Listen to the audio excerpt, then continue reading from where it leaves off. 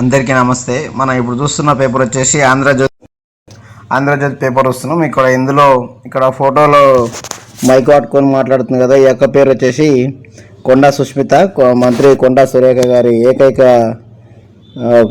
కూతురు అనమాట. ఈమె అంటే అబ్బాయిలు లేరు, ఈమె ఒక్కతే అనమాట. ఇంకా సో ఏమంటుందంటే రేవంత్ రెడ్డి గురించి నిజంగానే అనుభవం వేసినంత పని చేసిందనమాట. AK-47 గన్ తీసుకొని ఎలాగైతే షూటింగ్ చేస్తారో అలాగే పవర్ఫుల్ డైలాగులతోనూ పవర్ఫుల్ ఆరోపణలతోనూ నిన్న మొత్తం మన తెలంగాణ తెలుగు మీడియా మొత్తం కూడా తన వైపు తిరిగేలా చేసింది.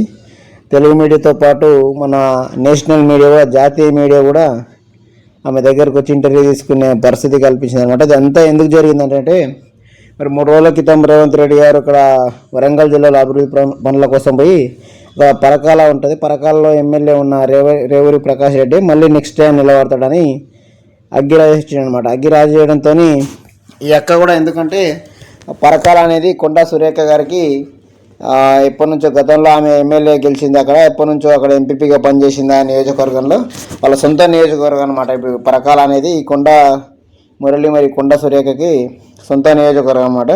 సో ఆ నియోజకవర్గం అయినందుకు అక్కడికి వచ్చేసి ఇక్కడ ఎమ్మెల్యే మళ్ళీ రేవూరి ప్రకాష్ రెడ్డి అంటే నిన్న అక్కకు విపరీతమైన కోపం వచ్చేసింది. ఆ కోపంలో రేవంత్ రెడ్డిని అన్నాను మాటలు అన్నది.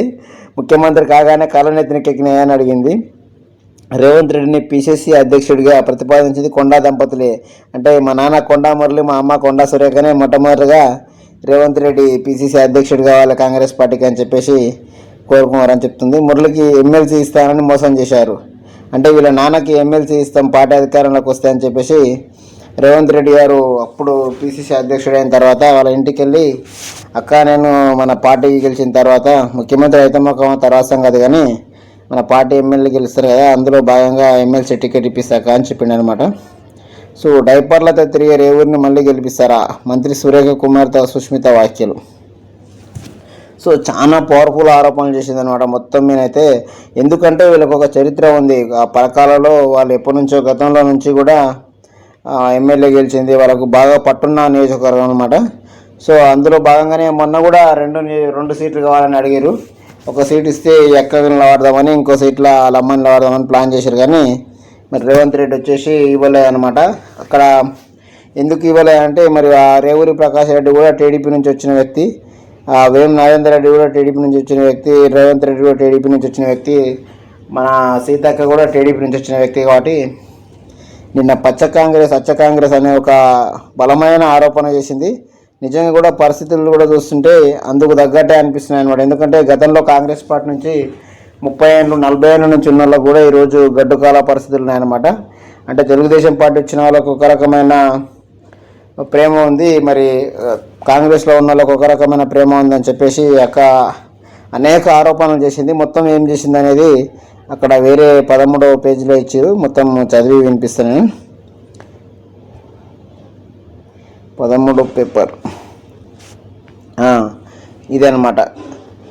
ముఖ్యమంత్రి కాగానే కళ్ళు నెత్తికెక్కాయ, రేవంత్ రెడ్డిని PCC అధ్యక్షునికి ప్రతిపాదించింది కొండా దంపతులే. కొండా మురళికి ఎమ్మెల్సీ ఇస్తానని మోసం చేశారు. బీసీలను అనగదొక్కాలని చూస్తారు. బీసీలు అంటే వీళ్ళు మున్నూరు కాపులు అనమాట. బీసీలలో కూడా రాజకీయంగా చాలా చైతన్యవంతమైన వాళ్ళు, ధనవంతులు కూడా వీళ్ళు. సో బీసీలలో వీళ్ళు కూడా ఒక రకమైన దొరలని చెప్పుకోవచ్చు అనమాట. ఇప్పుడు రెడ్లల్లో దేశముఖ దొరలు, ఎలమ దొరలు ఎట్లయితుంటారో ఓసీలలో, ఈ బీసీలలో కూడా మరి కుమ్మరోళ్ళు, కురువోళ్ళు, గొల్లోళ్ళు, తెలుగోళ్ళు కాకుండా ఈ మున్నూరు కాపులు స్పెషల్ అనమాట. రాజకీయం కూడా వాళ్ళు చాలా మంది ఉంటారు. సో మేము అయితే పేరుకు వాళ్ళు బీసీలే, కానీ వాళ్ళు కూడా ఒక రకమైన ఓసీల కేటగిరీ కిందనే చూడొచ్చు అనమాట.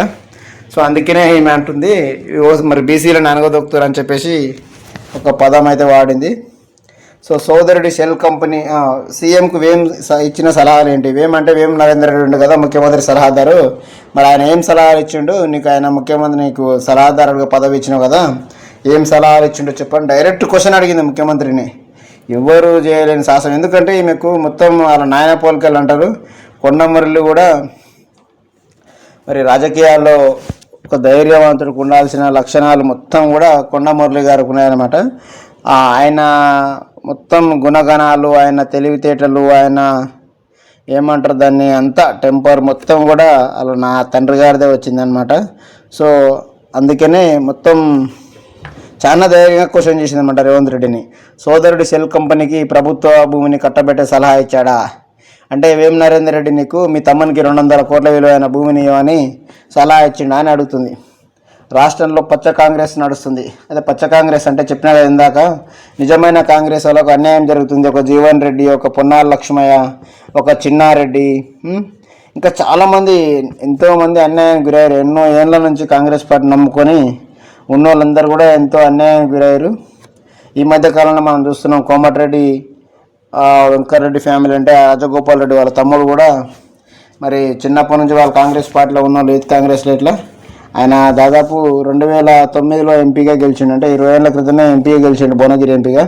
మరి అటువంటి వాళ్ళకు కూడా చాలా కష్టమైన పరిస్థితులు ఉన్నాయని చెప్పేసి మేము అడుగుతుందనమాట.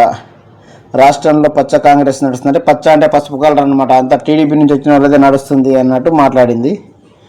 టికెట్ ఇవ్వకుంటే డైపర్లతో తిరిగే ఏ ఊరిని మళ్ళీ గెలిపిస్తారా?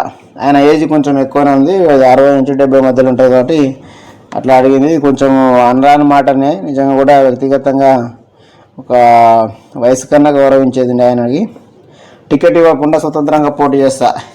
మీరేంద్రబాయ్ టికెట్ ఇచ్చేది? మీరు టికెట్ ఇవ్వకుంటే స్వతంత్రంగా పోటీ చేస్తారని చెప్తుంది అనమాట. ఈమె అందరూ చిట్టమ్మ అక్క అంటారు అనమాట. మొత్తం ఇలా అందరూ చిట్ట చెప్తా అని చెప్తుంది అనమాట. ముద్దు పేరు చిట్టమ్మ అంటారు వాళ్ళ ఇంట్లో. సో అందరూ ఆ పిల్లలు అక్కడ ఉన్న వాళ్ళ కార్యకర్తలు అందరూ కూడా చిట్టమ్మ అక్క అంటారు అనమాట. వాళ్ళందరూ చిట్ట బయట పెడుతుంది అనమాట. నాకు కౌంటర్లు ఇస్తే చిట్ట బయట పెడతా, ఆయన చెప్పిన ఈ డైలాగులకి నాకు ఇవ్వడనగా నాకు కౌంటర్ ఇచ్చారనుకో ఇంకా మొత్తం చిట్ట మొత్తం బయట పెడతా ఉంటుంది. ఏం జరుగుతుందో చూడాలి. మరి మొత్తం మీద అయితే ఒక అగ్గి రాజేసిందని చెప్పొచ్చు అనమాట. పెట్రోల్ బాంబు వేసినంత పని చేసింది.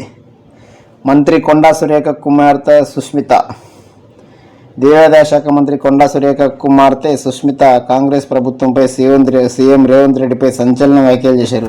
ఇది కాంగ్రెస్ ప్రభుత్వం మీద అంటే దానికన్నా ప్రభుత్వం మీద అనేదానికంటే ముఖ్యమంత్రి రేవంత్ రెడ్డి మీదనే టార్గెట్ చేసి అటాక్ చేసిందని చెప్పొచ్చు అనమాట. బుధవారం వరంగల్ జిల్లా గీసుకొండ మండలంలో ఊకల్ క్రాస్ రోడ్ వద్ద నిర్వహించిన మంత్రి సురేఖ జన్మదిన వేడుకల్లో సుస్మిత పాల్గొన్నారు. యాక్చువల్లీ దీని అంతటి గొడవ కారణము చెప్పాలంటే రేవంత్ రెడ్డి. ఎందుకంటే కావాలనే రేవంత్ రెడ్డి వీళ్ళకి ఎప్పటి నుంచో కన్నుంది పరకాల మీద ఉన్నా కానీ ఇక్కడ ఇప్పుడు ఓటింగ్ 2 ఏళ్ళు ఉంది. ఆ 2 ఏళ్ళ వరకు టికెట్ ఎవరికి వస్తుందో తెలియదు. అయినా కానీ ఇక్కడ ఏ నియోజకవర్గంలో చెప్పని మాట ఇక్కడ పోయి చెప్పిందంటే కావాలని వీళ్ళని రెచ్చగొట్టనికనే చేసిందని మనం చెప్పుకోవచ్చు.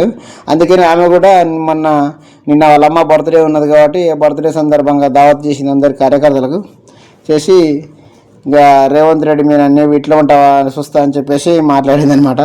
అలా ఇంటికి పోయిన తర్వాత 35 నుంచి 38 ఎమ్మెల్యే సీట్లకి వస్తే మా నాన్న కొండ ఎమ్మెల్యేకి ఎమ్మెల్యే సీట్ ఇస్తారంటే ప్రభుత్వం వస్తుందో రాదని వాళ్ళకే డౌట్ ఉండే. అప్పుడు డౌట్ ఉన్నప్పుడు కూడా 30-40 సీట్లు గెలిచినా మనకి ఎమ్మెల్సీ వస్తుంది కదా అన్న మీకు ఇస్తా అని చెప్పినట్టు చెప్తుందనమాట.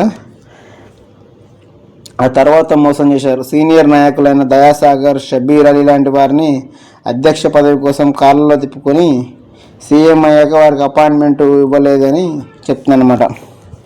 ఇప్పుడు ఈ షబీర్ అలీకి కూడా మొన్న చూసామన్నమాట, పార్టీలో గడ్డుకాల పరిస్థితులు ఎదుర్కొన్నాడు. సో వాళ్ళందరిని అప్పుడు తెచ్చుకున్నావు అధ్యక్షుడు కాకముందు ఇప్పుడున్నా అని చెప్పేసి వీళ్ళతో పాటు పొంగులేటి శ్రీనివాసరెడ్డిని కూడా చెడామడ ఏకిపారేసింది అనమాట. పొంగులేటి శ్రీనివాసరెడ్డి కూడా వరంగల్ జిల్లాకు ఇన్ఛార్జ్ మంత్రి అనమాట. అయితే మరి పొన్నం ప్రభాకర్ హైదరాబాద్ ఇన్ఛార్జ్ మంత్రి, అక్కడ ఇందిరమ్మ ఇంట్లో ప్రోగ్రాం జరిగినప్పుడు ఆయన ఫోటో వేయలేదు. మరి వరంగల్లో పొంగులేటి శ్రీనివాసరెడ్డి ఫోటో ఎందుకు వేస్తారని క్వశ్చన్ అడిగిందనమాట. పార్టీతో సంబంధాన్ని సీతా దయాకర్ రెడ్డి కార్పొరేషన్ పదవి ఎలా ఇస్తారు? ఈ సీతా దయాకర్ రెడ్డి కూడా ఈమె ఉమ్మడి మహబూబ్నగర్ జిల్లా ఇక్కడ దేవరకద్ర ఏరియాకి చెందిన వాళ్ళు.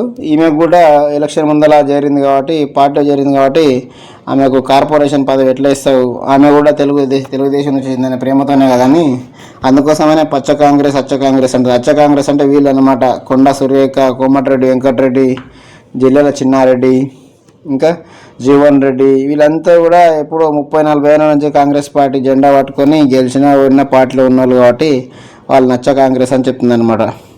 కొండా దంపతులతో పెట్టుకోవద్దు. ఒక రకంగా చెప్పాలంటే రేవంత్ రెడ్డి గారు కూడా నిజంగానే మరి అక్కడ ఎర్రబెల్లి దయాకర్ రావుకు రేవంత్ రెడ్డికి వాడదు కాబట్టి ఆ ఎర్రబెల్లి దయాకర్ రావు కౌంటర్ ఇవ్వడానికి కొండా సురేఖ వాళ్ళని ఎంకరేజ్ చేసిన మాట వాస్తవము. మరి ఇప్పుడు ఏమైందో సడన్గా జెండా ఫిరాయించడం, జెండా ఫిరాయించేసి వీళ్ళందరినీ ఏదో రకంగా పార్టీకి దూరం చేయాలనే ఉద్దేశంతోనే మాట్లాడుతున్నట్టు మనం అర్థం చేసుకోవచ్చు అనమాట. సో చెప్తుందన్నమాట, మాతో పెట్టుకుంటే మంచిగా ఉండదు, మీ నరేందర్ రెడ్డి మీ తమ్ముళ్ళకు మీ అన్నలకు భూములు ఏమైనా సలహా ఇచ్చిండు అని చెప్పేసి. మామూలు ఆరోపణ కాదు, చూడాలా మరి ఇది ఎంతవరకు వస్తుంది ఏందనేది. చూసిన తర్వాత దీని పరిణామాలు ఎంతవరకు దారితీస్తాయి, సురేఖ మంత్రి పదవికి రాజీనామా చేస్తుందా, పార్టీ నుంచి సస్పెండ్ అవుతుందా ఏందని ఇంకో డైలాగ్ చెప్పిందనమాట.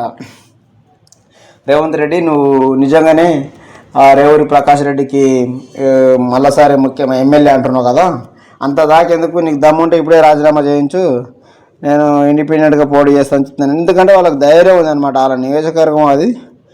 అప్పుడు తెలంగాణ మూమెంట్లో కూడా ఈమె కొండ సురేఖ గారు రాజీనామా చేసింది. అప్పుడు వైఎస్ రాజశేఖర రెడ్డి కోసం మంత్రి పదవికి రాజీనామా చేసింది. అందులో భాగంగా జగన్ పార్టీలో చేరి రాజీనామా చేస్తే ఉప ఎన్నికలలో టీఆర్ఎస్ పార్టీ తరఫున ములుగూరి భిక్షపతి గెలిచిండనమాట. ఆయన బీసీ ముదిరాజ్ అనమాట. వాళ్ళంతా ఎటుపోయారు కానీ ఇప్పుడు రేవూరి ప్రకాష్ రెడ్డి అనే అనామాకం తీసుకొచ్చి పరకాలలో ఫిక్స్ చేశారనమాట. అందుకోసమనే విపరీతమైన కోపం వచ్చేసి మాటల్లో అయితే గట్టిగానే మాట్లాడింది. మరి ఎంతవరకు వెళ్తుంది, ఇది పరిణామాలు ఎంతవరకు దారి తీస్తాయని చూడాలి. వాళ్ళ అమ్మకు కూడా షోకాజ్ నోటీస్ ఇచ్చారనమాట. షోకాజ్ నోటీస్ అంటే ఎందుకు మీ బిడ్డ ఇట్లా మాట్లాడింది సమాధానం చెప్పని పార్టీ తరఫున ఇచ్చే నోటీస్ని షోకాజ్ నోటీస్ అంటారు అనమాట.